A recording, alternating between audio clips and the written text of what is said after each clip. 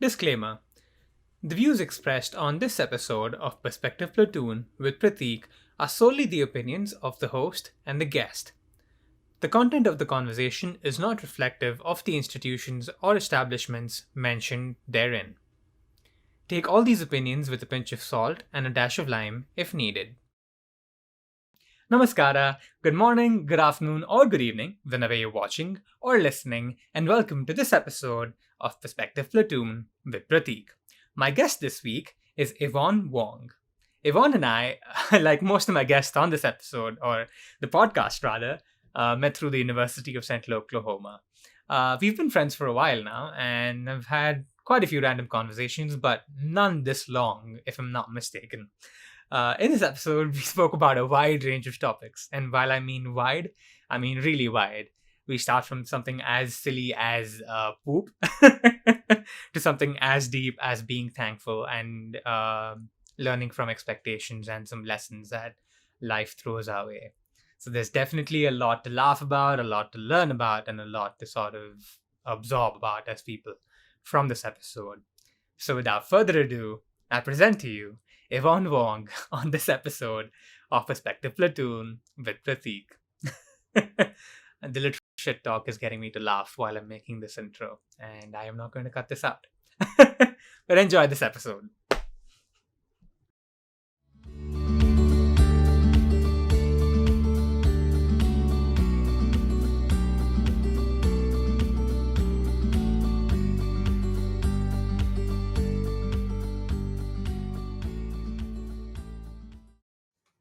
Hey Vaughn, how's it going?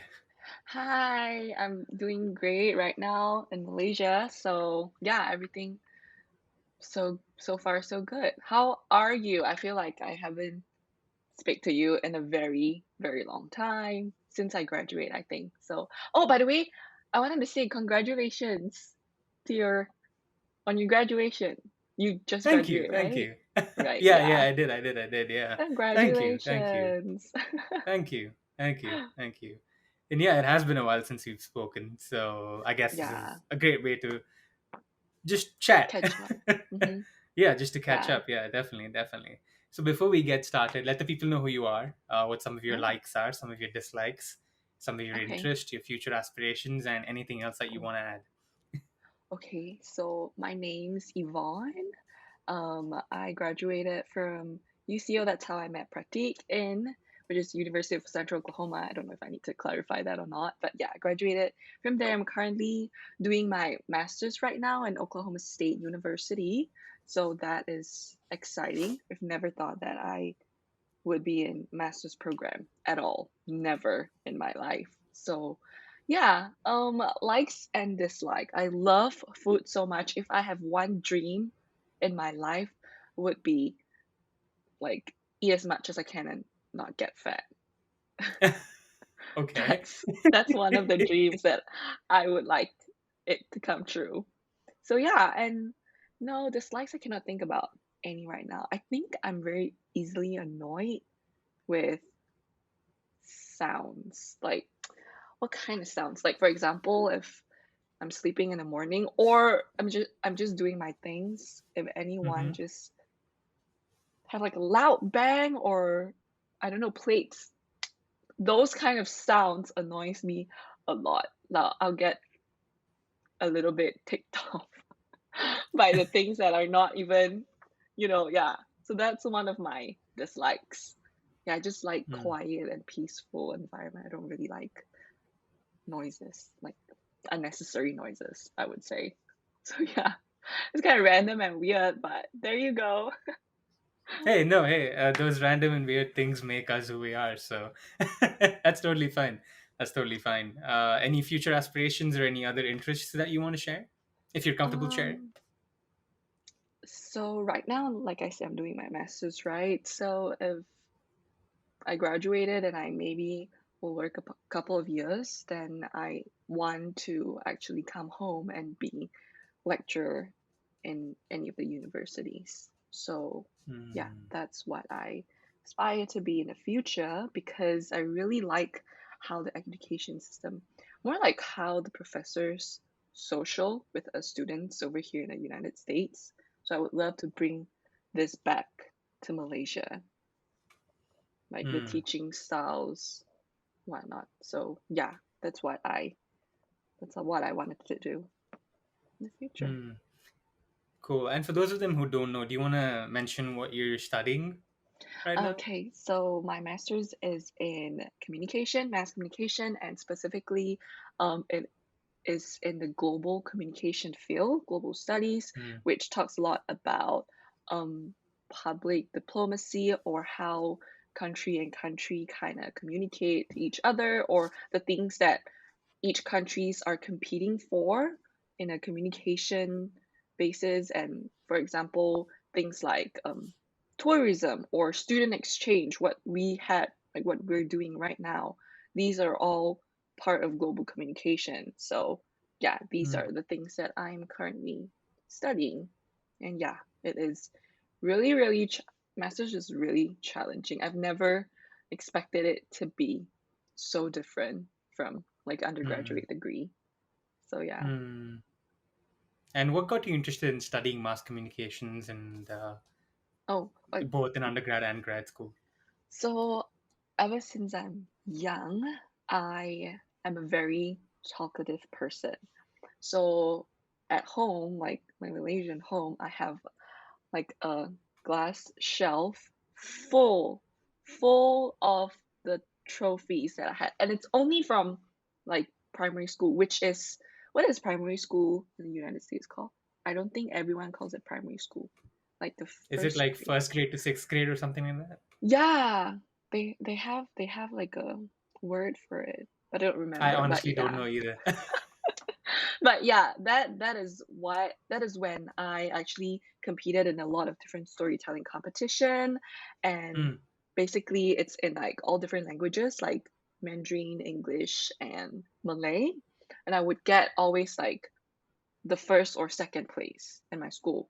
And when you win, you will represent your school, and then you will represent your city, and then I've never got to represent the state, but yeah, that's how I was like a public speaker ever since I was young. And then when I go to high school, middle school, um, my school didn't really have a lot of like storytelling or basically public speaking competition. So I stopped. But I was also very outgoing. Like when I was in Hmm. middle school, I also performed a lot in school and I was very active socially. And then so that kind of just brought me into I'm a public speaker, more of like outgoing social communication girl. So that's how I chose communication as a major. I actually wanted to pick between biology and communication. And my mom, she did not persuade me into communication. She was just telling me what she thinks. Like, why would I Hmm. be more suitable in Hmm. communication major rather than biology? So that's kind of Hmm. like the backstory of how I chose communication as my major. So yeah. Gotcha. But why was biology the other option? I'm curious. I okay, this might sound really weird, but when I was in high school, I love watching like the people who are I think 16, 17. It's like one of their classes, they're the form six. So we like in middle school we have form one, two, three, four, and five, you eventually you just graduate. But if you didn't go to Hmm. college and you are under like the government system, then you can choose to go to form six. So these form six students, they will have little like dissections session Hmm. on like rats and frogs, and I would be so interested.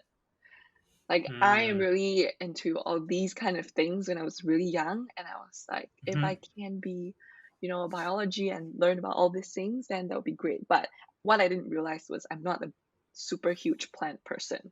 So biology is Ah. not only about like animals and like human, but there's also a part of it which is plants. But yeah, Right. that was one of the reason why, because that just amazed me a lot. Like Hmm. how yeah, it's kind of sad when they dissect all these animals, but at the same time I was really like intrigued by it as well. Like when every single time when they have this session, like I'm Hmm. always there.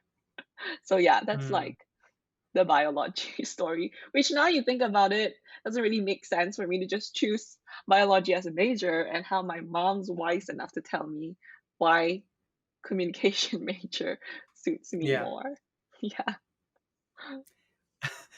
But what was it about the dissections? Like, was it like the sort of part where you get to cut them open, or was it the part Um, about like you get to analyze them? What was it, or was it just I simply the think dissections? I think it's how, like, because we always see the outside of, no matter Mm, if it's an animal, human, you never get to see the inside, like the organs and everything attached to one another and how everything is like inside. So that interests me. Like I would, I don't know if you, I don't know if it's a, I'm pretty sure not everyone can have, but if there's like a open like viewing room for public just to go and watch like surgeries, I would mm, go because I'm very interested in whatever it's mm, inside. Yeah. mm. Interesting. That's Yeah. fascinating. Yeah, like I guess it's very weird, like how we're very curious about very different things. Yeah. Like mass communication and biology are so like Is there opposite in a way. is there something weird that you're curious about? Like, not weird, but you think it's not common. Well, I mean, the things that I listen to, like the things that I follow, it's probably common in those circles. But I'm really interested about like drugs and like psychedelics Oh. because of how they have a spiritual connection in some cases. Hmm. Um, Now, I'm not like, for those of you who are listening, I've not had anything. Because if I had, my parents would have disowned me by now. But You're just curious, right? yeah, Yeah. yeah, I'm just curious about it because, well, there's a lot of ancient sort of concoctions and like drugs that have like helped people advance spiritually. Yeah, yeah. Um, like there's this thing Um, called ayahuasca in mhm. from South America, and Mhm. yeah, there's peyote in like Native American culture and things like that. Ayahuasca? I don't know if you've heard Like ayahuasca. it's a type of drug? It's so ayahuasca is like a tea. It's kind of like they Okay. put two different Okay. plants and they make a tea out of it. And then once Mhm. they make that tea, and for those of you listening who probably know better than me, you can mention the specifics of it in the comments. But so basically, you make that tea out of the two herbs, and Mhm. then you basically consume it. And usually, it's done in like a with a shaman. So there is like a shaman. You know what a shaman is? Like a priest, if you will, like Yeah. somebody who will help you sort of conduct the process. Yeah. Um, so I've heard people talk about stories where it also does like a body cleansing. So people tend to I might have to censor this out, but people tend to hit themselves, or people tend to throw up a lot. Hmm. So their body like tends to clean up when they consume that, and once the drug, like the actual drug, becomes active in their body, they see certain visions, and apparently there's like a mother-like figure that guides them through the trip. Um, So every single person who consumes the tea sees the same figure. Do you know? Everybody has a different experience, Okay, okay. but from whatever I've heard, everybody talks about a feminine sort of energy being Huh. present while they were in that um, trip, basically. So yeah, like those things sort of intrigue me, because I mean, again, like there's other schools of thought that say that you don't necessarily need psychedelics to like advance yourself spiritually. You can always Yeah, do that through meditation. yeah. But psychedelics is sort of like a fast forward way of doing it, whereas meditation is like the more slower process of doing it. Um, Hmm. but yeah, there's So people. Yeah, no, go ahead. no, so after like the process, did they Uh, become like a better? Do you know, like, I don't know what you've heard, like how are they after like the entire cleansing like session? So again, this is based off of what I've heard. Like people say Yeah. that they come to a better understanding of themselves Hmm. and the things that they want. Um, for example, like I've probably mentioned this guy on my pages a lot, but like one of the people I really follow is this content creator called Beer Biceps. His name is Ranveer, and he's a content creator in India. So he talked about his story of doing ayahuasca, and he sort of Oh, mentioned how the trip took him to his past memories as well to sort of help him resolve some of the problems or some of the insecurities that he had. hmm, And I hope I'm not like putting words into his mouth, but basically he mentioned those things, and he also yeah. mentioned the fact that there was a part in that trip where he was directed in a certain way to sort of take the path that he's taken right now, as a content creator and all that sort of stuff. So yeah, people Wow. tend to mention that it elevates people spiritually, and this is slightly funny, but there is this historian slash journalist called Graham Hancock. I don't know if you've heard his name. He's a No. British journalist, and Uh-huh. he does research about a lot of these stuff and like history and all that. And he was saying that a lot of these politicians should take it. That way, they can become more empathetic as people and like spiritually Yeah, grow like and yeah, and not be bad people. But that's just a side note. So yeah, but basically that's something that I'm really curious you're about. interested. Yeah, it's really interesting to see how there's so many things everyone can be interested in. You're right. You're Yeah, right. yeah. And like bouncing off of what we were talking about, how biology and mass communication is so opposite. Mm-hmm. Like Mm-hmm. the way I talk about what I just said, it seems like I'm okay with people consuming drugs, whereas I study forensic science in university, where uh, They are you're sort of like, against it. exactly, Not you're at catching all. people who are consuming all that sort of stuff, or you're sort, Huh. excuse me, or you're sort Hmm. of analyzing for all those kind of things. So yeah, it's very interesting how we can be interested in uh, a lot of different Yeah. things. But Yeah. yeah, so bouncing off of that, what other things are you curious about? Let me see. No, not much, but I really, really love to like I like to learn about the world and Hmm. other people's culture. That's also one of the reason why I chose global communication because I think coming to the US, being like an international person Mm-hmm. in the US makes me want to be aware more. It's not like when I come Mm. here, at first, maybe you just want to, I want to bring my own culture to, this community. But like I say, I've never really tried Vietnamese food until Mm. I come to the United States. Mm-hmm. Like, who knew that I would learn so much about like Vietnam and Vietnamese and like their food and culture when I come to the United States? It's it's really interesting that how we can exchange our lives and like culture and oh sorry, It's my okay. alarm went off.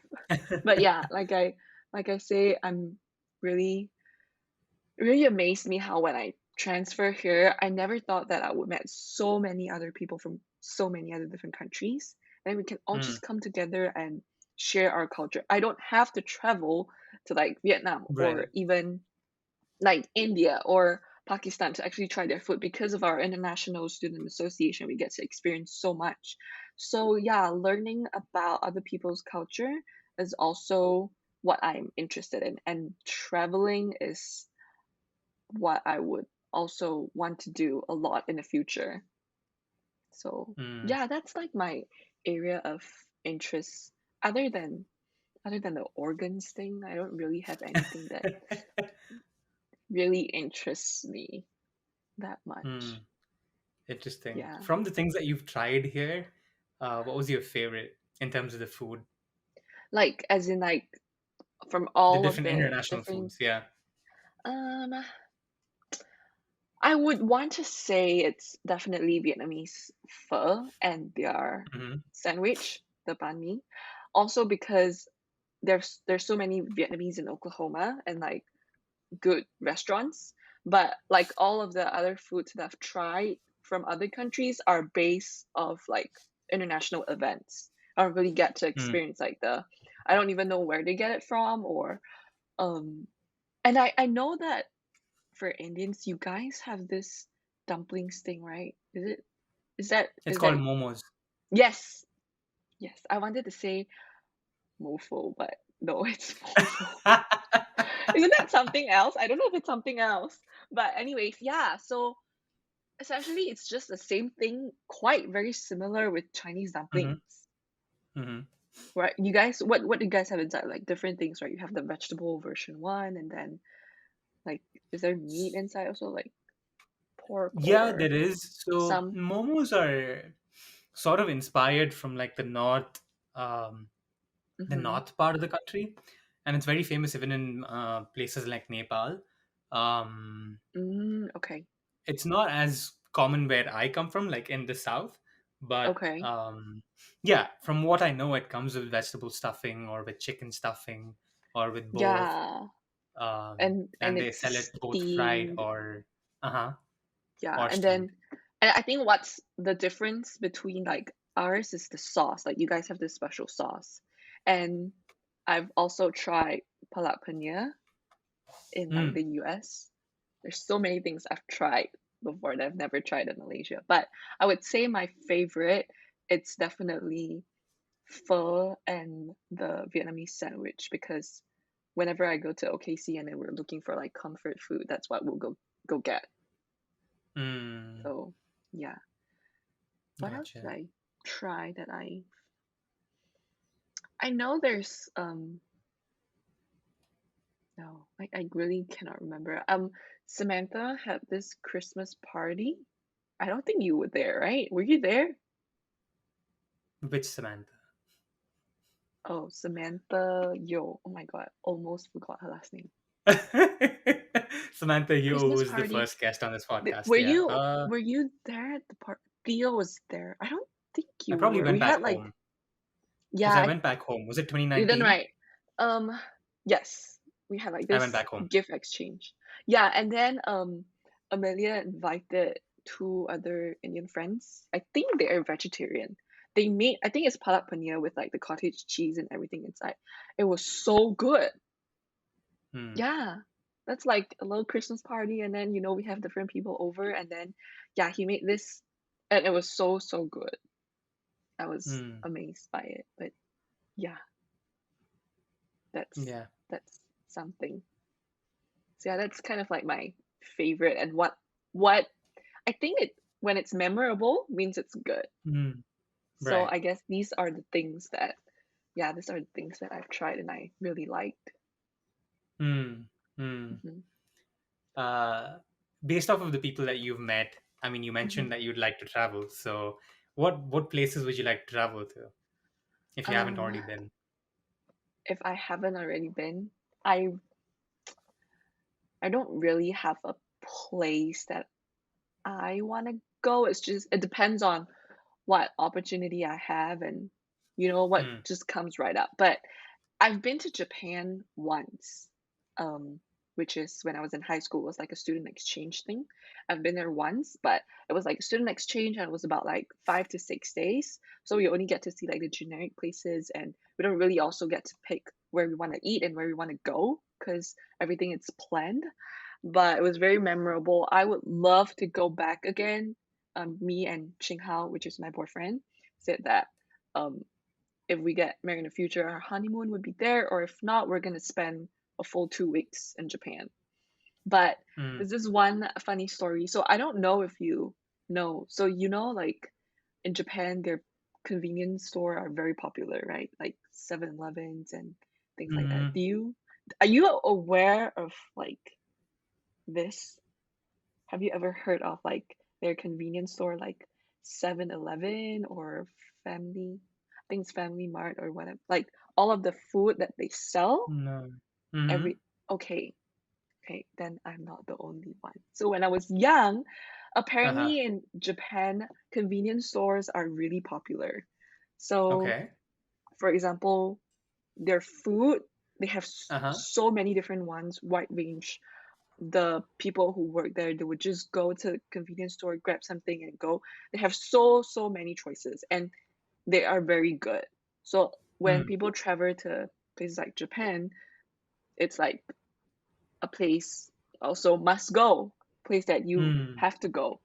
So when I was in high school, I remember we came back from like a full day, and then a couple stores down there was a 7-Eleven. And my friend was like, Hmm. Yvonne, do you want to go 7-Eleven? I'm like, no, Malaysia has one too. Why do I want to go the one over here? So I just stayed in the hotel room and chill and everything until I didn't even notice it when I was there until I came back after 1 or 2 years when all like, mukbangs, like travel videos, travel eating videos are a thing. I only realized Mm-hmm. that, oh my God, 7-Eleven in Japan is such a big thing. And I missed my chance. I was in Japan and I did not Mm-hmm. go there. So yeah, that's a funny story. And every single time I tell my other friends who know about like 7-Eleven is a big thing there, I always get laughed at or criticized because yeah, it is really popular there. And my friend actually invited me. I just said no.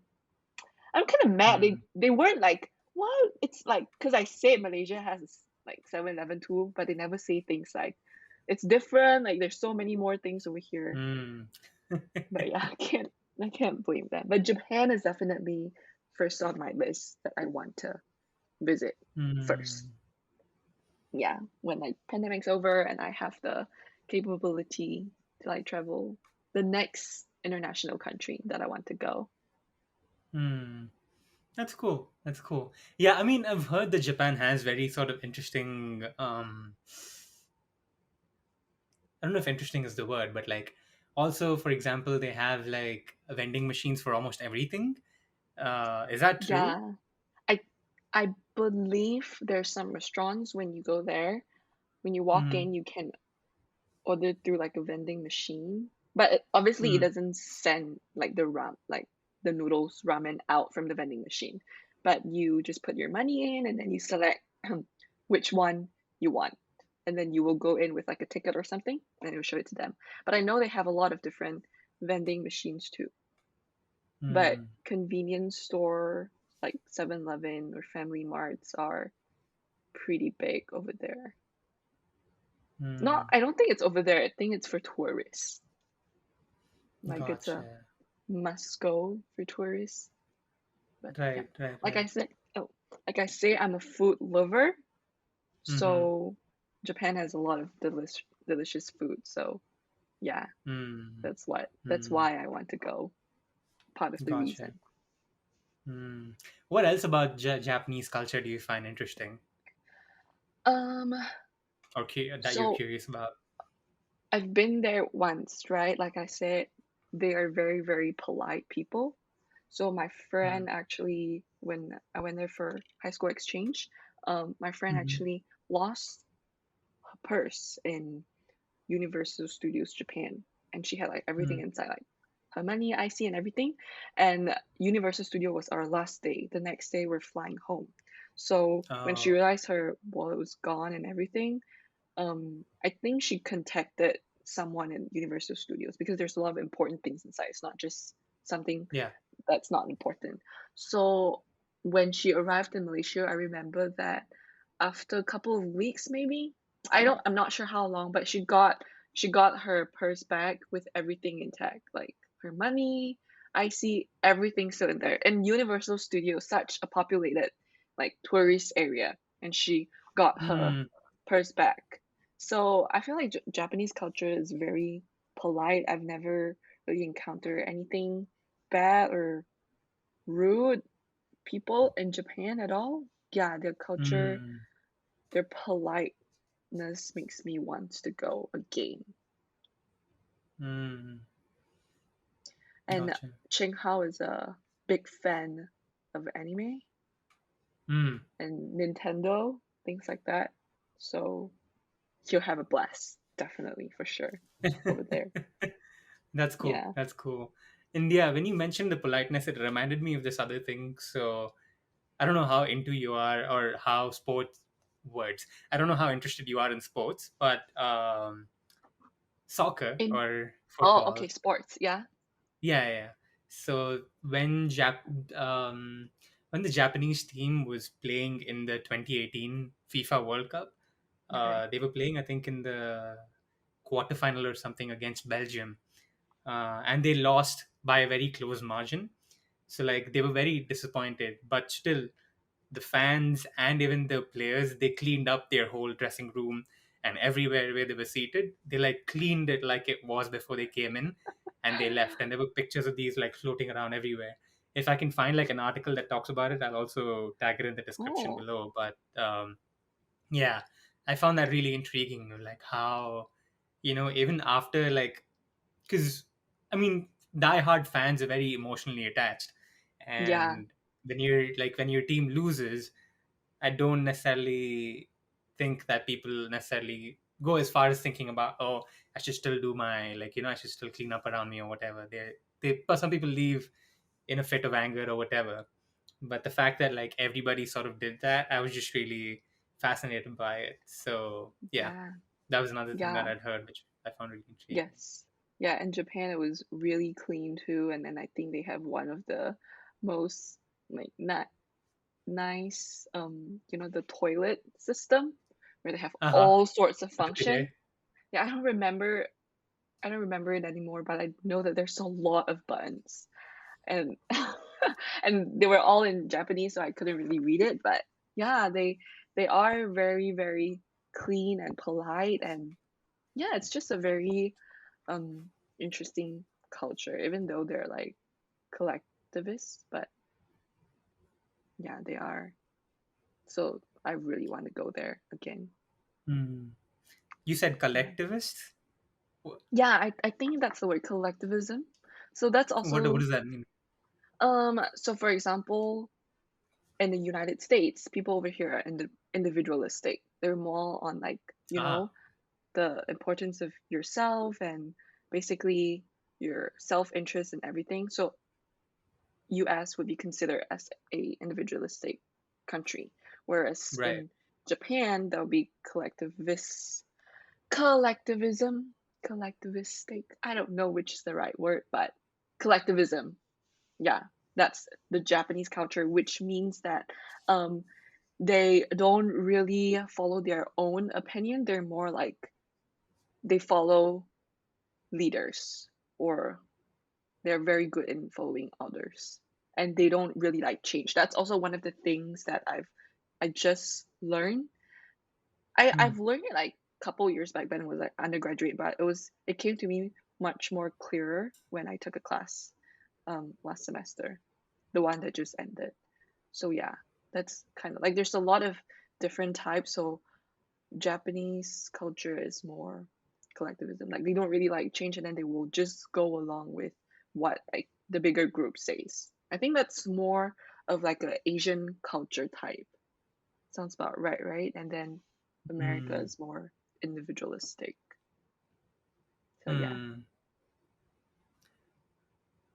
Interesting. Observing those two cultures, like you've been to Japan, I mean, you went in high school, but you sort of are a little more aware of Japanese culture than I am, and American individualism. hmm Um, is there anything that you see that overlaps between the two, even though they're different? Um,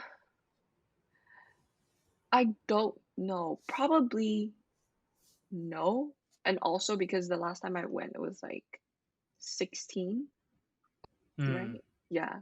I was 16, so it was a long time back then, and I wasn't aware of so many things Right. back then. Right. But I wouldn't, I think, I believe no. I Hmm. I want to say I don't know, but the chances Okay. of it is very small because I think they're two very different ones. Hmm. So yeah, but I don't know. Interesting. Maybe the next time I go, I will, see Yeah. more things and everything. It's just like asking what are the similarities between like a more Asian culture and like Western culture. Hmm. So you can't really find any similarities, right? I don't know. What do you think? Let me think. I mean, I think it depends. Because, for example, like if you were to Yeah. compare America and India, we're hmm similar in the fact that we have many states, and those states have Oh, their okay. individual culture in a weird way. Okay. Not weird in a bad way, but weird in a good way. So, Yeah. that is a similarity between a country in the West and a country in Asia. Okay. Um, Mm. so, yeah, just something like that. Now I was just curious. Maybe the aspect of technology, because both countries are very forward with technology. I mean, I'm assuming Japan is probably a little more ahead than America, Yeah, generally probably speaking. too. I'm not too sure, but I want to believe so with like the toilet system and everything. Definitely. But yeah. Um, Fair. I don't know why my head is wanting me to ask this question. So anyway, I will ask you yeah, anyway. shoot Do for you it. prefer the Japanese toilet system or the American toilet system? Okay, so one of If you're the comfortable things that sharing. If you don't want to talk about it, that's fine. no, I just don't want people to get angry because I'm criticizing their toilet system or like their bathroom system. So I don't know why Americans' bathroom, their gap between the doors are so big. I don't know if you realize it in your men's bathroom. Probably they're Uh-huh. all the same, but like the cubicles, the gaps between like the doors, like how it closes and everything, they're huge. You can Yeah. actually see someone inside if you want to, but obviously we don't. But you can Right. actually see. And back in Malaysia, we have this thing called I think it's bidet. Bidet. It's bidet. A bidet? Do you know bidet? Yeah, like a bidet? Bidet? Yes. Bidet? Yeah. See? Yeah, so we have that in our bathroom, like our Right. toilet, Mm-hmm. even in like public toilets and stuff, but America, nope. So that was one thing that I struggle with. And yeah, so I guess it's not just the Japanese bathroom or like the American bathroom or like the toilet. It's just basically Right, right, right. how where I come from and then America's bathroom with huge gaps and yeah, that's one of the things that my friend also recently just told me like she doesn't understand why does the gap is so big and it's really awkward because sometimes when you can see outside and then when you accidentally just look at the person who's outside or inside and then it's just a weird moment. I know, I know. It's But weird, yeah. especially if you end up somehow making eye contact. Yeah, no, that is really weird. Yeah. Yeah, but yeah, that's one of the things that I don't understand. Yeah. No, So I I guess definitely it agree. shows how like more open this culture is rather than I don't know if bathroom actually makes a difference in portraying culture. But I guess people here are Maybe. more comfortable. Yeah, so yeah, that's interesting. Maybe. Haven't thought about it that way. But yeah, like also I prefer like you, even in India, we use water, or like we have like these spray taps Uh-huh. next to the toilet or next to the Yeah, commode, something. depending Yeah, on what people like a call it. pipe and stuff. Yeah, Yeah. yeah, mine So I too. definitely prefer that over using toilet paper.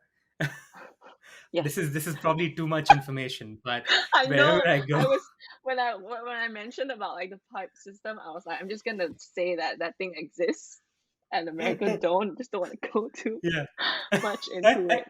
But yeah, that's one of the interesting fact about Malaysia and India. If you don't know, Yeah, yeah, yeah. No, definitely, yeah. definitely. Because I try to find ways wherever I can. I try to find ways to use water instead of using toilet paper. So But I've kind of somehow I have to adapt to it. So it's interesting fair. how it's an extra work in the bathroom, but somehow Malaysia's every single bathroom they can have it. Even though we are like a still developing country, like we're not like Hmm. America developed, we can have that in every single it's so interesting how like what a country's like needs is and just the usual Right. thing that yeah so yeah see this kind of things I would just think about it and I'm taking this class also previously called public diplomacy where it just talks about how different countries interact with each other and how you basically brand your own country like you brand an item so yeah we talked a lot about different countries like how they do things and what are the differences between each and every country so Right. Hmm. yeah Yeah. And I think, I don't know how true this is in Malaysia, but at least in India, culturally speaking, um, when it comes to like the practice of using the restroom, you usually associate your left hand with using the restroom, Oh, right? So usually, like if you're washing your behind, you usually use your left uh-huh. hand to wash, and Mm, which is why no. people, at least from what I know, which is why Mm-hmm. people sometimes when they see people eating with their left hand, like, why are you eating with your left Oh, hand? Eat with your right hand. oh. Okay, so I think this might be more of, I don't know if it's religious or not. Chinese culture definitely have nothing like that because we don't eat with our hands. So we don't Hmm. really have but I know um the Islams, the Malay culture, they probably have it because I've heard of like their left hand and right hand like eating, like which one is the right way. So maybe they have that. So maybe they have that. So but for Chinese we don't. Like I know, Hmm. yeah, Indians, some of them like it with your hands too. So maybe that's why you Yeah. guys have this mindset because no, we use Yeah. chopsticks or forks and spoons. So Right. yeah, No, and people eating with forks with their left hand, that is fine. But like, if because we're a culture that eats with our hands, right? yeah. So Oh, that's yeah. funny. So sometimes I so do you keep that in mind? Like, are you constantly using your right hand? I mean, yeah, because if you're a right-handed person, then obviously you would eat with your right hand. But are you always conscious about like your left hand is more of like the dirty one, and then you don't really eat with it or like pick things like pick food up with it, or it's just you're used to it? I mean, I think because like as kids we were raised in a way to just use our right hands. Even if Yeah. I'm eating something that needs two hands, I tend to usually figure out a way to eat it with just one hand. But like for example, if I'm Mhm. eating a sandwich, I don't mind grabbing a sandwich in two hands. I'll still grab it in Yeah. two hands. I mean, I know enough that I've washed my hands properly and that they're clean to know Yes. that I can, like, Yeah. grab a sandwich with two hands rather than just holding it with Yeah. one. Yeah. So, that way, like, for support, yes, but generally when I'm eating, it's usually just the right hand. Mm. But if I need support, yeah, then I go into then I use my left hand. But yeah, it's just interesting how like that plays a role into the way that we eat Mm. food. Yeah. Yeah. And Oh, see, this is what, yeah, that's why I say it's really interesting that each and every culture, you just have something that you never know about, and when you talk to people, and then you just learn a little bit more, things like that. yeah, So, yeah. yeah, yeah, definitely, definitely. Speaking of food, you mentioned that you're a foodie. So, Yes, I I when am. did you notice that you were a foodie? Was it something that was always part of like your childhood, Ooh, or no, I think I just love to eat. I don't uh, I don't want to say I'm like a food critic. I don't want to say I'm very particular on what kind I want to have. I'm a foodie as yeah, in I just love food. It doesn't have to be super super tasty, but obviously, there must be some standard. And I do also have my likes and dislikes. mhm. So I don't even know what is the definition of foodie. Is it just like you like food, or what do you think is the definition of foodie? I think it Maybe. is like someone who really likes food. I mean, because I think like the differentiating factor is like there is a saying, right? I don't know if you've heard this, but um, I've heard my mom say it a lot, and even in other places. Um, you live to eat. You don't Mhm. wait. No. You eat to live. Rather, I got it wrong. Sorry. You Okay, eat to you eat live. really. Mm-hmm. You don't live to eat. Do you see Hmm. the difference? So for a foodie, which it will mean that you kind of live to eat. Kind of, yes. That's how I Okay. look at it. That's kind of how I look at it, because a lot of the times I think a foodie associates happiness and joy with food, Yes. right? There's a lot of Mm-hmm. emotion involved with food. Yes. Whereas with the first way of like eating, you're just eating for sustenance. You're eating Yeah, for right. living. You're like breathing, like you need food to Right. survive. Exactly. Okay. Exactly. Exactly. So which means that people who are not a foodie don't really think much about I think this is one. of the reason I would say I'm in like a very lucky lifestyles and a more privileged Mm, lifestyle, because some people don't even have like, the ability of choose what choose what to eat. right. Like people Yeah. who struggle with hunger and all of those types. So yeah, actually what you say made me realize that yeah, I'm very thankful Mm, for what I have to actually get to choose and say if I like this or not. Because some people don't even get to say if they like it because they only have this choice. mhm. And sometimes it's not even if it's sufficient for them. Yeah, kind of makes me feel sad now, but yeah, like I say, if I when did I realize I'm a foodie? I don't know. Just ever since young. I think where I grew up from, my food is just really tasty and yummy. So Mm, I'm in Malaysia. Where I live right now is a city called Kuala Lumpur, but I was born in Penang. That's my hometown. And Penang is known for, in Malaysia, known for one of the states that have really great authentic foods. And they're um I think Penang is more of a Chinese populated state. So a lot of our food is more Chinese, like a lot mm, of the dishes and stuff. Yeah. So I grew up there and I just have a lot of, I'm not really picky on the only thing that I don't like is bean sprouts. interesting. Mm, I I I I think it's because there are some times where I've tasted bean sprouts. I don't think they're fresh. And then they have this weird taste. I don't know if you mm, tasted it before. When it's not fresh, mhm. it has this really icky, weird. Mm, no. So, but in Penang, there's a lot of different dishes where they have bean sprouts in it, like noodles and everything. If that bean sprouts is not fresh and you put it into a noodle soup, it ruins the entire thing because the entire soup and noodles kind of have that smell and taste. Or maybe I'm very sensitive about it. So yeah, that is one thing that's the probably one of the things that I don't like. But it's really weird because in Malaysia, our chicken rice, I Mm, eat the bean sprouts in chicken rice because every single time the bean sprouts in chicken rice just somehow are always fresh. I've never tasted bad ones and they mm, taste good altogether. But if it's in like our soup noodles or in like the Vietnamese pho, I know people put a lot of bean sprouts in it. No, I've never because they're raw and they just put it into their soup because when it's hot, it kind of like cook them a little bit, but they're still raw to me. So no. mm, But yeah, I only ate bean sprouts in Malaysian chicken rice or um there's this Korean side dish where the bean sprouts are like big ones and mm, those. Yeah. Other than that, I mm, don't really have them.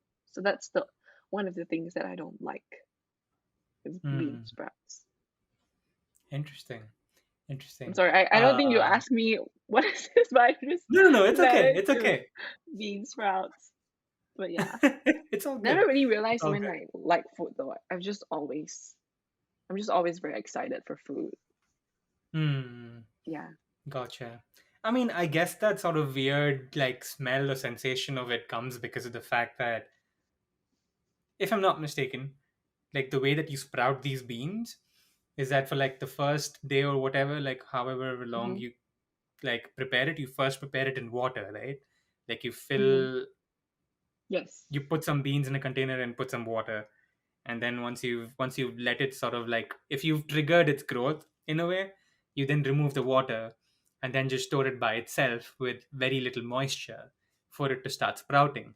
So when it's Mm-hmm. without that moisture in a closed container with like with some humidity, I think that maybe makes it taste weird.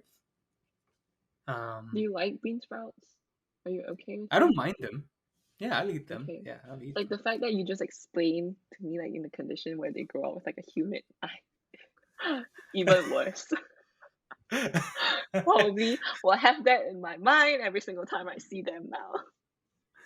But uh, yeah, they just have this if they're fresh and okay, but sometimes they have this aftertaste. I don't know. It's not Hmm. all bean sprouts though, but I don't want to Yeah. risk. the bad one because it would just ruin my entire like flavor. Mm. So yeah. I I I remember you're a vegetarian, right? Or you strive to be, or you Yes, that's don't the eat eventual certain. goal. My eventual goal is to go vegetarian. Yeah. So are you still eating any kind of meat right now? So I've gradually phased it out. Okay. And like, yeah, with phasing it out, like speaking about beans, I think that's one of the sources of Mm-hmm. decent protein. So yeah, I mean, in between, I did like I've been quite on and off with going vegetarian. Mm-hmm. Um, but yeah, gradually, like the goal is to phase it out. Um, Mm-hmm. What and the what is reason the why I've been, oh, yeah. go ahead. No, reason I just wanted to ask why you like chose to be a vegetarian. Like you want to be a Sure. vegetarian. Yeah, I'll answer that. But first, I was gonna say, like, the reason why I'm so on and off with it is probably also because I'm a foodie, and Mm. this is not probably the best thing, but I tend to associate a lot of emotion with food, Wow. um, stress eat, all that sort of stuff. So maybe that's why I've been Mm. quite on and off with it. But the reason why I gradually want to go vegetarian is there's multiple reasons. One of them um, is because I've had arthritis, and Oh, you've had. yeah, So I've been under medication for it for like so 9 years or so, but and you are still like if you don't take care well, it will still come back, right? yes, So so to avoid those flare ups from happening, it's best to sort of transition into more of a vegetarian lifestyle. isn't it red meat is the one that will trigger that? I think if Hmm. I'm not mistaken, beans are also one of them because I don't know if my grandpa has that too, but I remember it was red meat and beans. I don't know if I it's think it depends on what kind of beans also. No, and of course, like you shouldn't be eating a ton of beans also, yeah, because that that can also be problematic. Because yeah, both beans and red meat tend to have yeah, a lot of uric acid, if I'm not yeah. mistaken, I which is think why I it think sort of acid is the affects it. one that yeah, the yeah. Okay. Yeah. What other So good? yeah, that's one of the reasons why, and the other reason is also sort of religious slash spiritual in a way that Mm-hmm. after I read the Bhagavad Gita, which is like one of the Mm-hmm. books in Hinduism, it sort Okay. of talks about like how killing animals for food sort of affects our karma, or like how people over here call it Mm-hmm. karma. Yeah. um, how that sort of affects our karma as people and all that sort of stuff. Um, so Okay. that just got me thinking, and which is why I'm like, okay, gradually I want to phase it out. Like, I don't want to be eating meat for the rest of my life. So I would say that those are the two Mm. reasons. I would say that those are the two main I've reasons.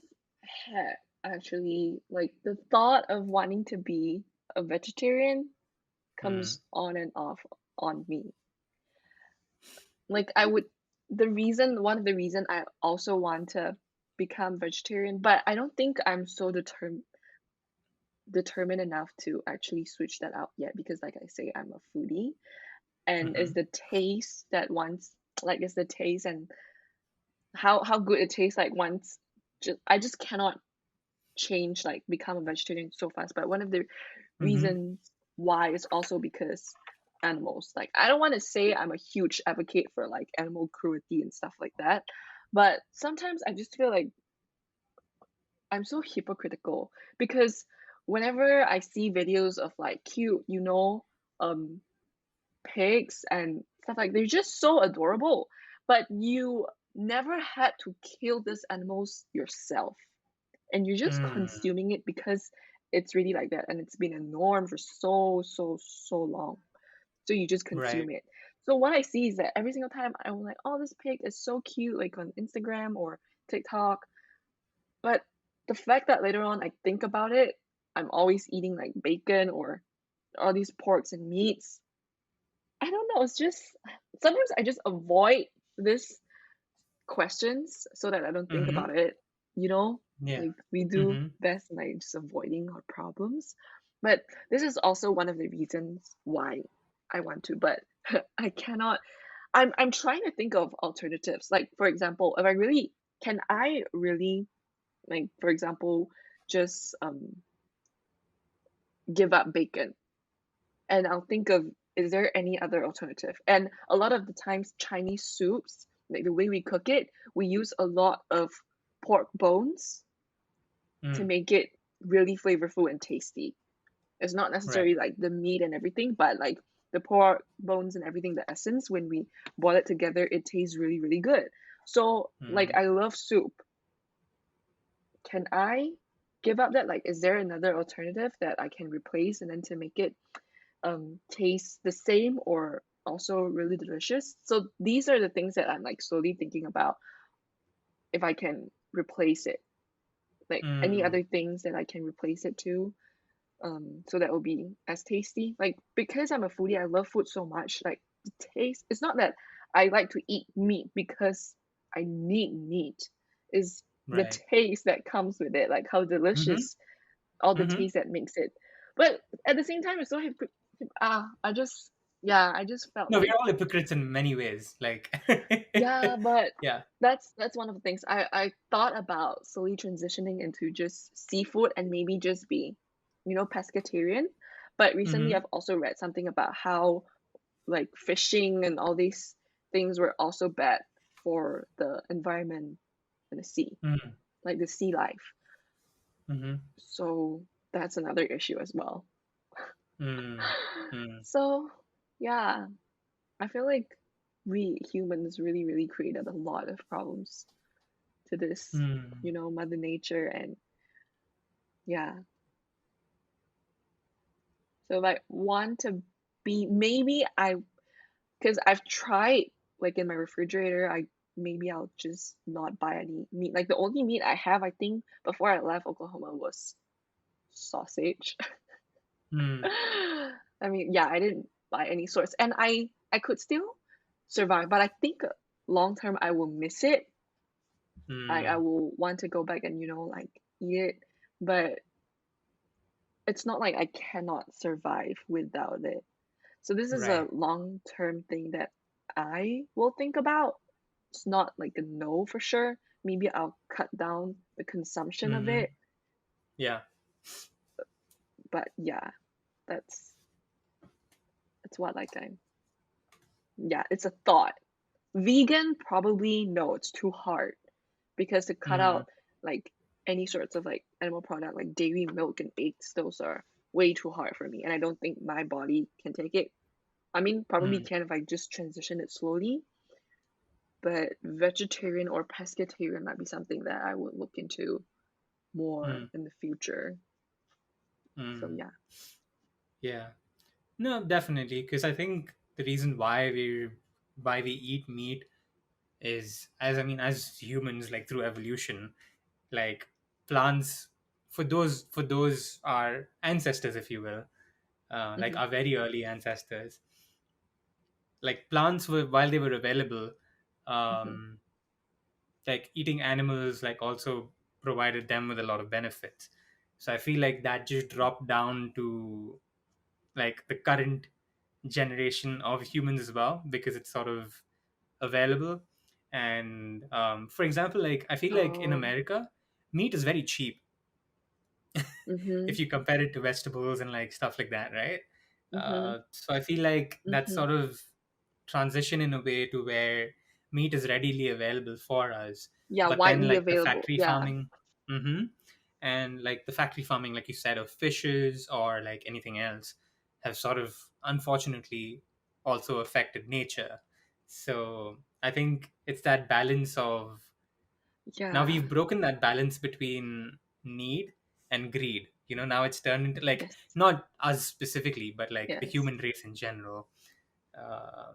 Like we've become more greedy with meat or whatever, which is why there's like a lot of things going wrong with it. And which is why I don't necessarily Mm. disagree with like the vegan sort of principle of going Mhm. against Mhm. factory farming, Mhm. because there's a lot of negative things that come with it, like I in terms of how Yeah. it affects the nature. Yeah, Yeah. go ahead. I know someone who like was a vegan, and the things that he's not the extreme kind. There's Mm-hmm. some vegans can they're like really crazy, especially TikTok vegans. Mm-hmm. But yeah, he kind of just tells me why he was a vegan, because even though eggs and like milks are not animals, but the way they produce it Yeah. is really, really suffering. It's not natural at all. So that's one of the reasons why he go vegan. But yeah. Mm. No, yeah. And the thing is that, like you said, there are some extreme Mm-hmm. vegans as well who sort of Mm-hmm. attack you for eating meat or whatever. And Mm-hmm. eventually, here's the thing: I personally believe that people can eat whatever the hell they want to eat. You Mm-hmm. know, like it's none of my business to come and screw with your life for Mm-hmm. eating something. You know, Yeah. Yeah. because like even It's in, still like, for your choice. example, yeah, it's still your choice. Like, I mean, ethically speaking or whatever, it just depends. Like, if you feel a And you certain cannot way just about it, yeah. blame others, because like we grow up eating it. We didn't Mm-hmm. It wasn't like all of a sudden, oh, I want to kill these animals and I want to eat it. It became like a norm, like I said. So yeah, Yeah. I feel like you cannot just blame people. It's definitely your choice in the future whether you want to choose like a different route or not. So Right. Right. where are And you, where are you now?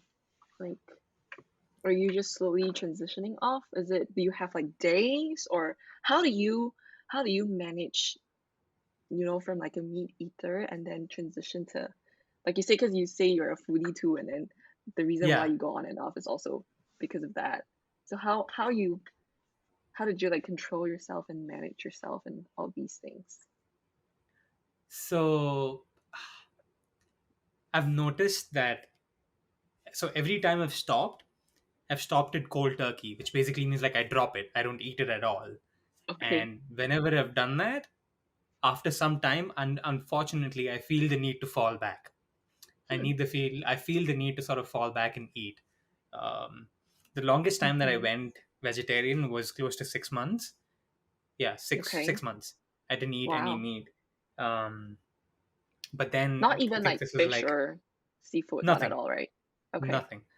Not even eggs, just milk mainly. Okay. Um, and I think it was like late March or early April, where the stress of just school got too much, and Mm-hmm. yeah, I sort of like gave myself, because again, like I mentioned, I Like, tend to attach some emotions with food, so I ended up falling on it, or falling back on it rather, for a month and 2 weeks, I guess. Because now from this week again, I went back to eating vegetarian, but I've told myself that I'll give myself at least a day or two in the week where I'll eat mm-hmm. chicken and then Mm-hmm. gradually maybe stop. Because, like I Yeah, said, whenever I've yeah, like okay. dropped it off, Mm-hmm. I've always fallen back on it. So I need to be a little more mindful of how I do it. Yeah, it But I'm still requires a figuring it out. lot of determination. Right.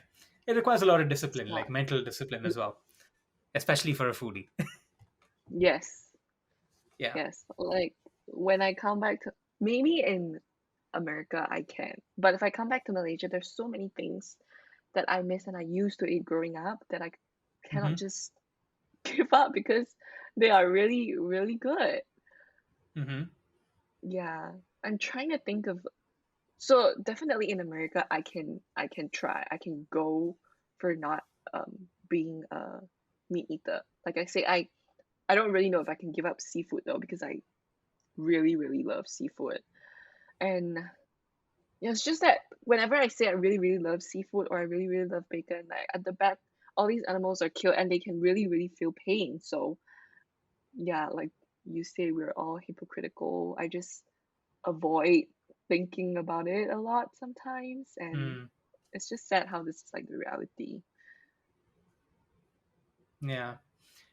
Yeah. Because, like I said, right, like in the sense that we're all hypocrites about a lot of things, but I think it Mm-hmm. also like takes us realizing that we can change.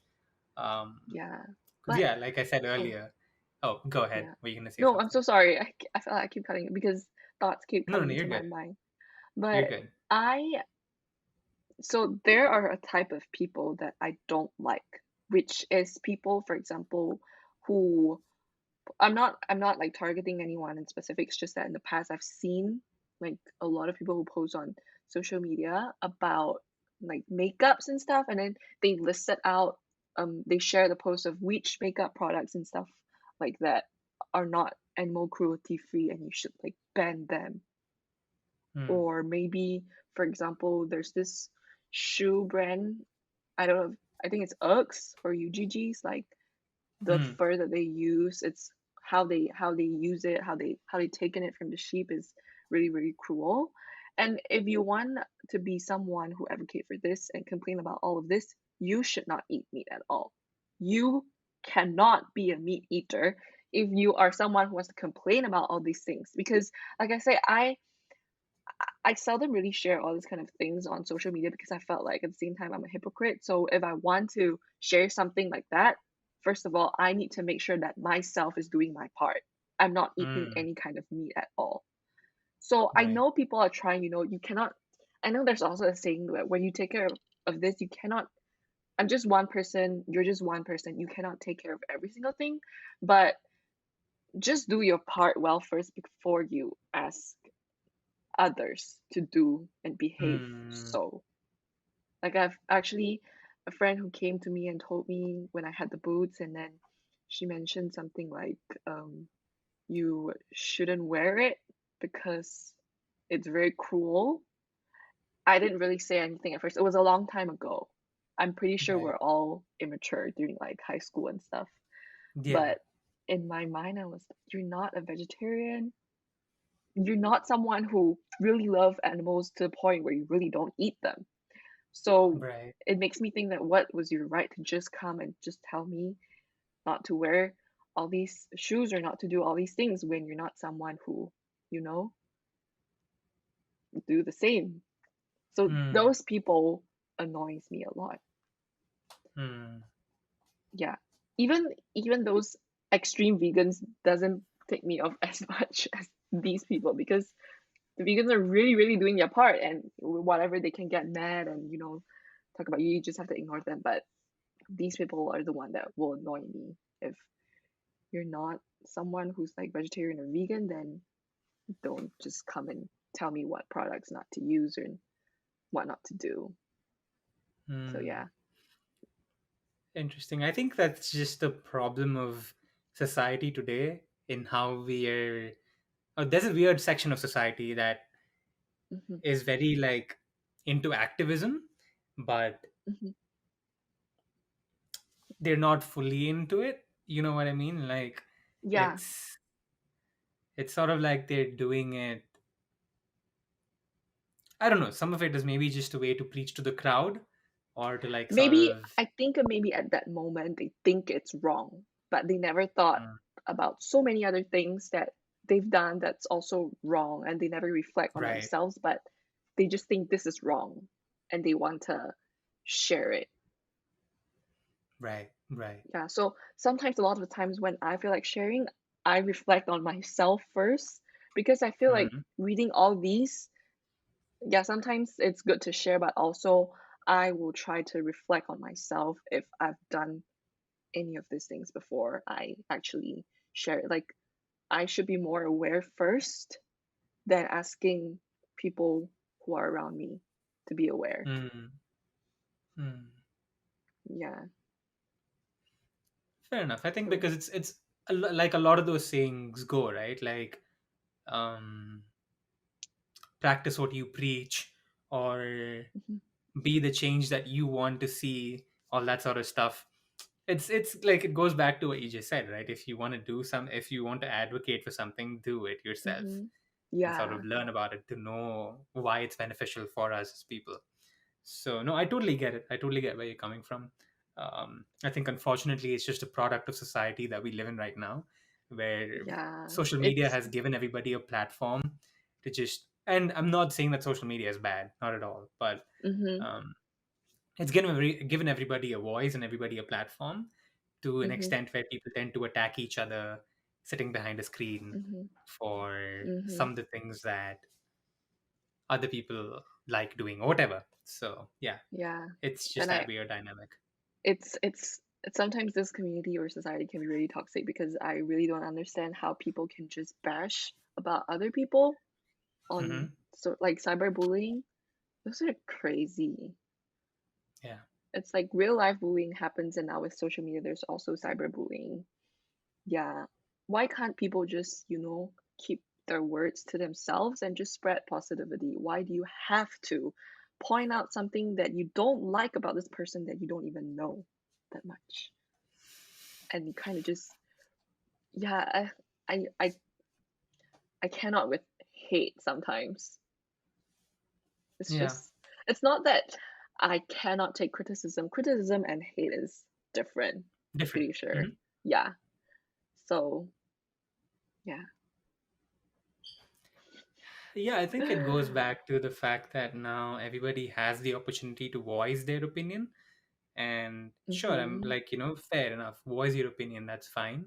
But I think you have to understand that um, not everything you say is going to be, not everybody's going to accept what you say.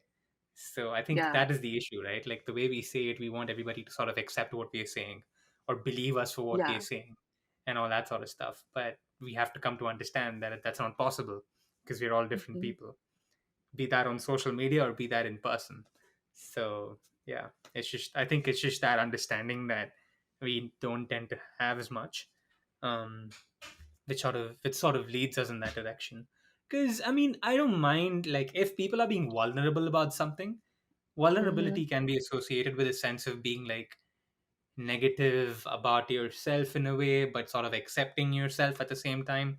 There's many different dynamics to being vulnerable, but I'm okay with people being vulnerable on social media.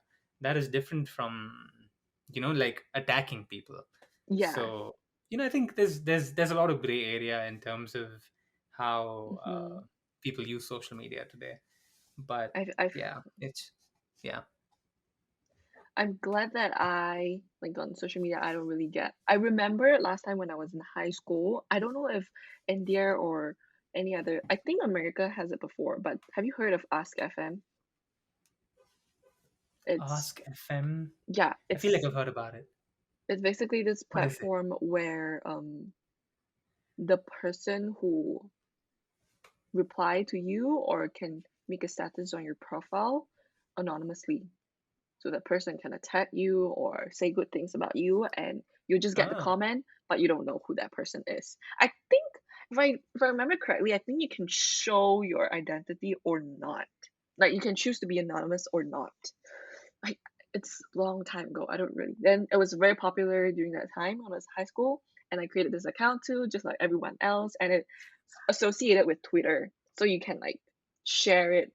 And there was this I don't know how many, but there's a couple of comments. I don't know if they're from the same person who's spreading hate on my profile. But I feel like I wasn't really upset. To me, I think because it was just a minor hate. To me, I just Hmm. felt really interesting because, oh, someone actually hates me. I actually was grabbing people's attention. I Right. I did not I don't want to say I enjoy like the hate attention, but at the same time, I realized how many friends I have who stood up for me. And Hmm. I feel sad for this person because he or she is just like anonymously attacking me behind my back until up until now I don't know who is it because it's really scary because everyone I know seems really Hmm. nice.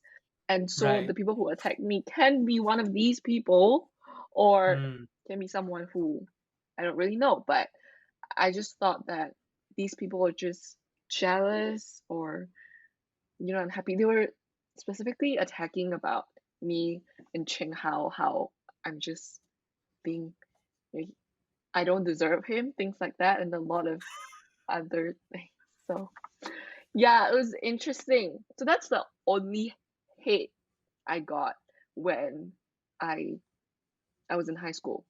I don't really get a lot. We are pretty close to each other. So when that anonymous platform thing came out, I think not only me, but there are probably some other people who got these kind of hate as well, which is really, Hmm. which is really sad for those people. Hmm. I've never heard about this. I've heard the word ask.fm, but Oh I've yeah, it's not heard. ask.fm. I just leaved out the dot. But yes, it's ask.fm. Yeah, but I've never heard about like this sort of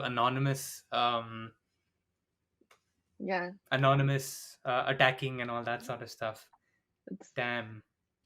yeah, it's I interesting. wonder I wonder why the person who made it actually made it. Um, maybe that's something that I'll research about later. But no, that's really interesting. Yeah, Because you know that people can take advantage for it for the wrong reasons. yeah, So and people like us actually download and like have fun with it. It's there are also stupid comments where people just say, "Oh, you're really cute," and then you don't know who that person is. So it was really fun when there's like positive things, but when, like for example, I have a lot of friends who stood up for me, who backed me up. But what if those people who were just constantly receiving so much hate? It's just sad. It's hmm, really like the negativity on them is such a huge amount.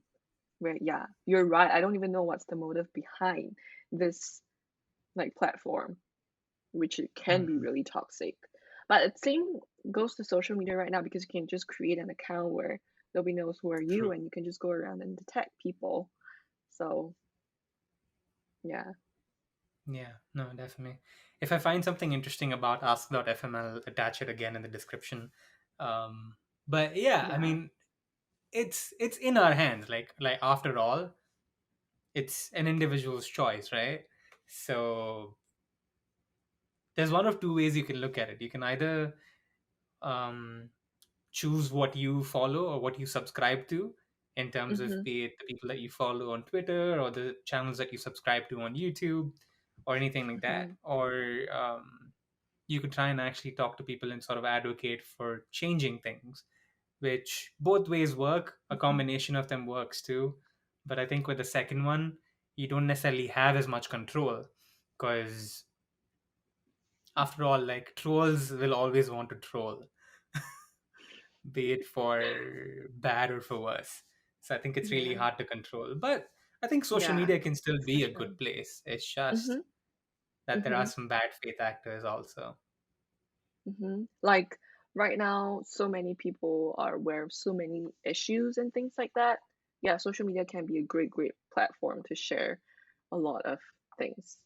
So have you, I was just curious, have you ever like gotten any hate or dislikes on your podcast platform right now? Or you're doing, have you received any sort of negativity? I don't think it's become big enough for it to go to that point yet. So no, no, no, I haven't. Mm, Um, and even if I so do at some point, maybe I'll try and have a conversation with that person. I mean, I know whenever I hear a lot of like YouTubers who it have like a can be million subscribers. anonymous. So when that person is anonymous, you don't even get to know who is attacking you. So Yeah, yeah, but I feel like if that ever happens in the future, I don't really think it's an issue because I feel like, you will always have more people support you than or love you exactly. than have all Right. these negativity. Right, right, exactly. Mm, And usually that's the thing, right? Like even when like people like whenever you heard a lot of content creators talk about it, mhm. there's usually 99% positive comments and 1% of Yeah, negative comments. But yeah. because of our like survival instinct as like humans, and Mhm, the way that we've evolved, that mhm. negative comment sort of makes us go crazy. So Yeah. it's that thing. But yeah, we can change it. Like we can definitely change the way that we look at it. We can just choose to Yeah, look at the it's 99%, mhm, or you can maybe try and true. have a conversation with the 1%. But if they're not willing to budge, then Very you just let true. go. Yeah, Yeah. I think speaking about letting go, I think I'm a person who need to learn how to do that, Hmm. like on the letting go end, because I'm a person who can hold grudges for very long, but I obviously won't show, take revenge and stuff. It's just, I feel like not letting go, it's hurting me more than Hmm. whoever created this, emotion on me. But it's really not easy. it's not like something that you can just say, "Oh, I want to let go," and then the next moment or the next day it's just gone. Yeah. So, yeah, speaking of letting go, that is something that I would like to also improve on in myself in the future because, yeah, Yeah, I think it takes time. I think it takes time to learn how to let go and to sort yeah, of accept things also, because a part of letting go interesting. also I think involves, yeah, it is really interesting in how a part of letting go also is associated with being able to forgive someone. Mm-hmm. And forgiving someone doesn't necessarily have to mean, at least in this case, that you're going to be happy go lucky with them and like bring them back into your life or anything like that.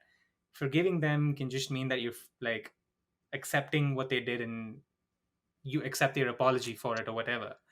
But that doesn't mean that you can open your arms to them or open your doors to them again. You can always sort of separate them from your lives and like physically let go of them, but at the same time, like mentally let go of them as well. Because I think, Yeah, like you said, like it's really tiring, right? Because it takes energy for you to hold grudges. It takes yeah, energy for us, like as people, to hold a grudge or to like negatively think about someone because we are feeding into it.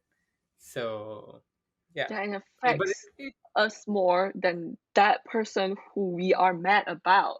So right. sometimes it just doesn't make sense, Yeah. but also it's really hard to Hmm. not get mad and talk about it or yeah, I just felt like it's a very actually it's a quite unhealthy um emotions for your like mental health.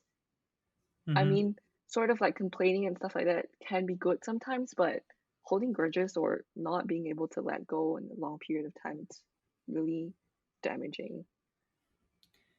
Yeah, because yeah, because I think every relationship that's gone bad for you, I think we sort of tend to perceive it or we tend to hold that grudge forever. Mm-hmm. Mm-hmm. And that can affect you really. That can affect us as people a lot. So Yeah, I think it really yeah. takes time, long like time. Time definitely can heal, but it just takes a long time. Yeah. Yeah.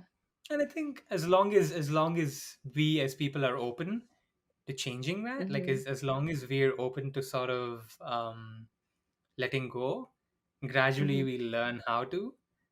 Because Mm-hmm. if we're not letting, or if we're not willing to let go, then we're never gonna let go. You know, um, Yeah. sort of It's like still like the choice is up to us still. uh-huh, exactly. So like we still have the choice. If you don't want to Mm-hmm. make that choice, then you're not. It's not gonna happen. Mm-hmm. So Yeah. yeah, it comes down to us making a choice after all. And I think everything, not to sound too philosophical or anything, but everything is a choice after all. Like we choose to do something. So yeah, Mm-hmm. Yeah. Wow. yeah. I love how our like conversation got from so light like to toilet to something so deep. No, and Nice hey, I'm transition. yeah, yeah, no, and this is one of the reasons why like I really find Mm-hmm. this like fun, because Interesting. we get to talk to people. Like tend to get to have a wide range of conversations about a wide Nation. range of Anything, topics. right? To talk about. Anything, right, like Yeah. we spoke about drugs, we spoke about Japan, So we spoke many about things. food.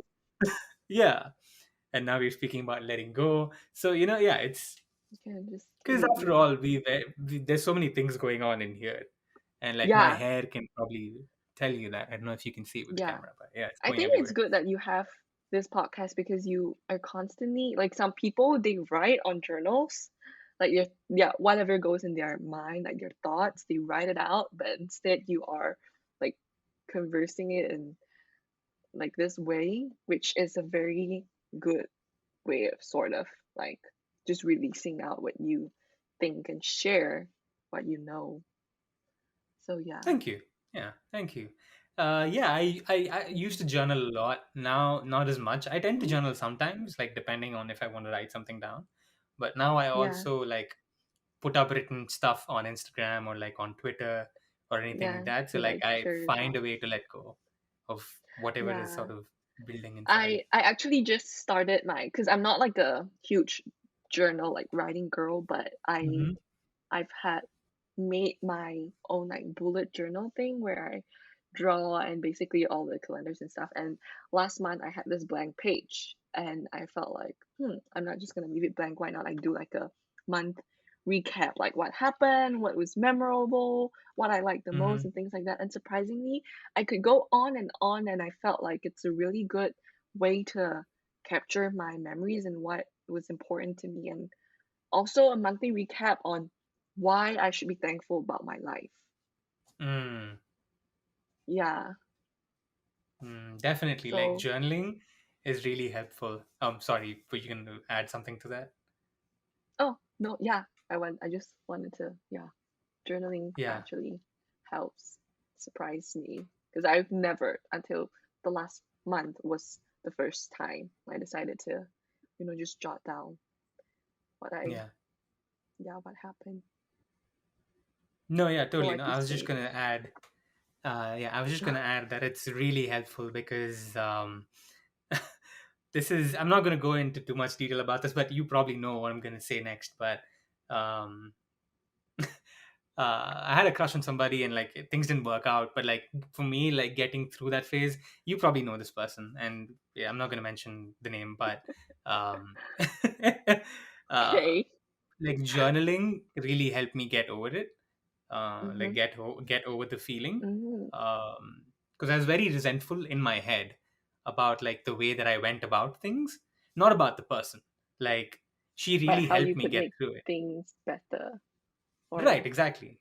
Yeah, no, because she helped me, like she helped me get through it, but um like mentally in my head I had a lot of things still like stuffed in there, and like journaling and writing about it helped me mm-hmm. like let go of that very much. You know, So talking yeah. about like being resentful of yourself, I've never really have anything that in my life where I regret so much and I was mad about myself. Mm, That is because I know a lot of people struggle with their own thoughts and how they think they are good enough or they could do better. But that's one thing that I would be very confident and happy about myself is that I don't do that because I always think whatever happened already happened. And right. I would just improve myself. Like if any way like my personality or what I've done kind of created like I hurt that person or whatever, I wouldn't be so mad on myself. I would just feel guilty for a little while Hmm. and then um I would just remind myself it already happened. I really cannot do anything about it and almost it takes me about like 3 to 4 days at most and Hmm. then yeah. So I guess Yeah, what can really help you is just think that even you're resentful or you think that you could do better, but that's for the future. You cannot go back and change what exactly. happened. Exactly. So Yeah. Yeah. yeah, And that's definitely one thing that I learned from that experience. And and I'm like glad. looking back on it, I definitely am a person, and I've mentioned this probably in a lot of previous episodes as well. But I'm a big believer in things happening for a reason, and like the fact that like you Mm-hmm, learn lessons from the things that happen. So mm-hmm, even that experience, um, like it taught me a lot about the expectations that I kept, or like the sense of attachment that I had, um, and all that sort of yeah, stuff. So mm-hmm, yeah, definitely like those experiences. I'm not, I guess, resent. Yeah, I don't think I resent anything as much anymore. Um, mm-hmm. but yeah, that experience, like going through that experience, definitely helped me get out of that sort of I'm glad mental that state. you're like over and journaling actually helps you because even sometimes you tell someone else like they don't experience the same thing as you, they cannot really fully understand. So Yeah, and it's to each their own, right? Because like mhm, you'll only know if you do it for a long period of time, because it's not going to change in one day. Like mm, I know I continuously journaled for close to 3 months or so, every day, non-stop.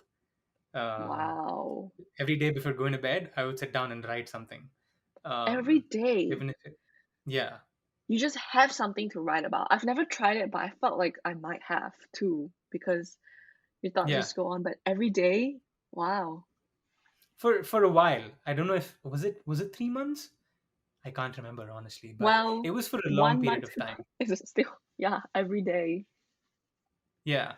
So I kept going. I'd basically just write on top day one, day two, day three. I'd continuously write, So and it's just yeah, that about your definitely helped me. feelings, or it's It about, was anything like the way that I felt about or my feelings that day, or how I felt. And I used to write before I went to bed.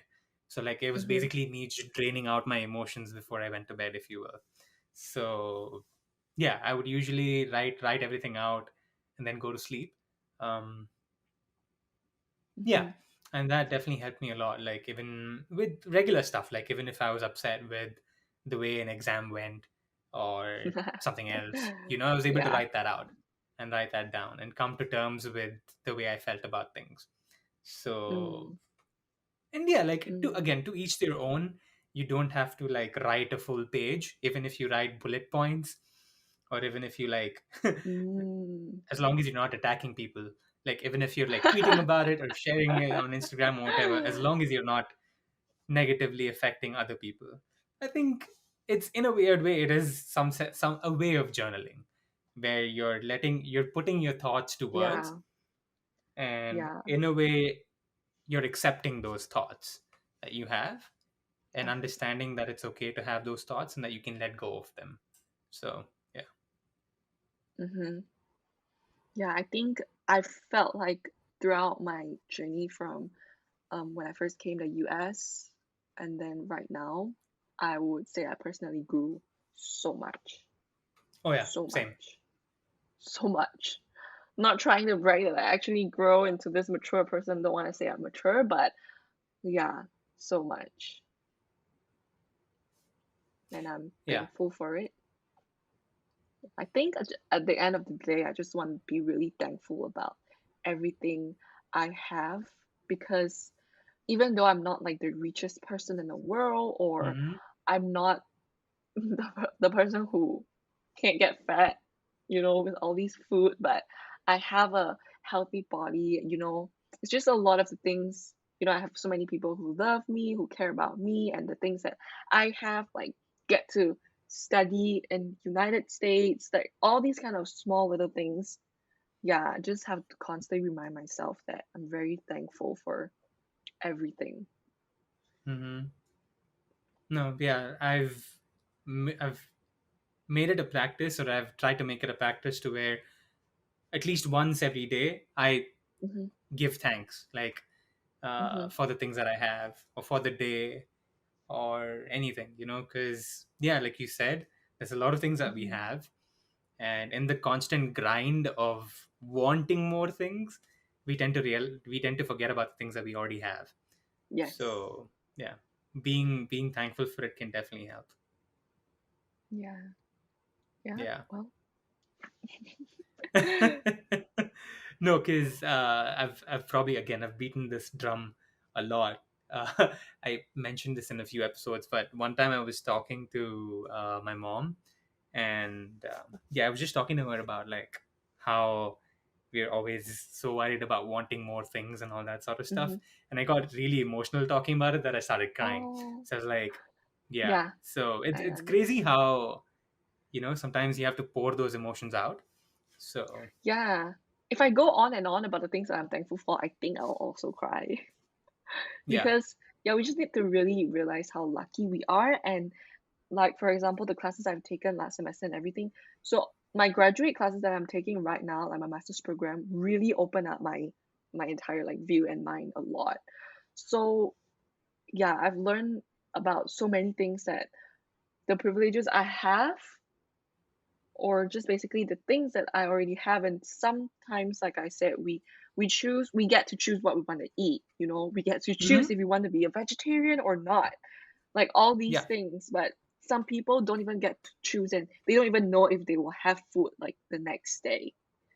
Right. So yeah, these are just things like that. And just wanted to remind people, maybe what you have is already enough and be thankful. That's one of the Definitely. things that my mom taught me too. Mm-hmm. Like when I was young and sometimes I was stubborn, and then the things that I said might really be really immature, and then she yeah, she always come back to me and say, you need to learn how to be thankful. Mm. And now I really, really realize that Yeah, importance.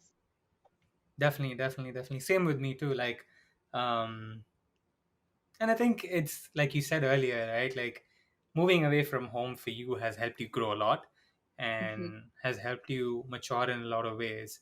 And yeah, like I think once you sort of mature in a lot of ways, not to say that you're like, not to say that I've matured and I've reached my peak of maturity because I still do stupid things, but um, it's once you reach that level, once you reach a certain level of maturity, I guess you understand these things even more Yeah. deeply I think and why like they're the fun important. things that we do is just the fun things, but like our thoughts that goes into our brain and how we really deal about things and look at things are very different. Hmm. Yeah, So, definitely, definitely. But yeah, I guess that's a beautiful sort of thought of being grateful to sort of hmm. um, end this section of the podcast. We're gonna head into the latter stages of the podcast. Um, Hmm. First, I don't know if you've seen these videos on Instagram, Of but we're course. gonna go into the segment called Bish Bash Bosh, which is a word association game where I give the guests Hmm. 5 different words, which are Hmm. recurring on every episode. And to these 5 words, you have to respond to them in 3 words or in 3 phrases. For Hmm. example, if I was to say food, you'd have to respond to food in 3 different words. Okay. That kind of thing. Does that make sense? Yes. Yes. Okay, cool. So for the first word, which is differences, what comes to your mind when I say that word? Differences. Mm, unique, Hmm. definitely. People and culture. Yeah. Hmm. Very straightforward, I think. Gotcha. That's nice. For the second word, what comes to your mind when I say the word nuance? Um, subtle. Hmm. I would say expert Hmm. and like I feel like sometimes it's a unspoken feeling. Hmm. I agree. Yeah, it is. It is. It can be very unspoken sometimes. Definitely. Definitely. Uh, for the third word, which is learning, what comes to your mind uh, when you hear that word?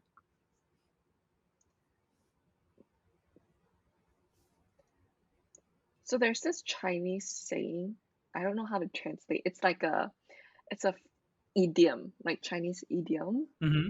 In Chinese we call it 活到老学到老, which means you learn until you are old every day. Like Mm-hmm. if you live till old, you learn till old. So yeah, that's the phrase that comes to my mind that says learning and also experiences and growth. Mm, definitely, definitely. The fourth word is empathy. What comes to your mind when I say the word empathy? Um, Also people, like Mm-hmm. people and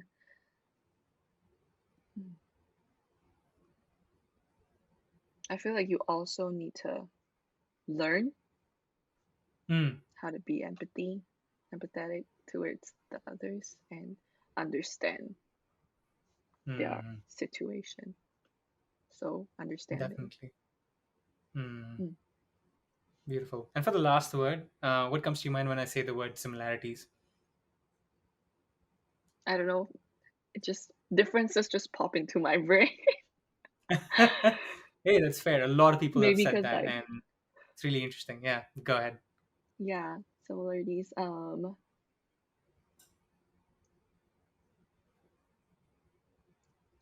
Unknown. Mm.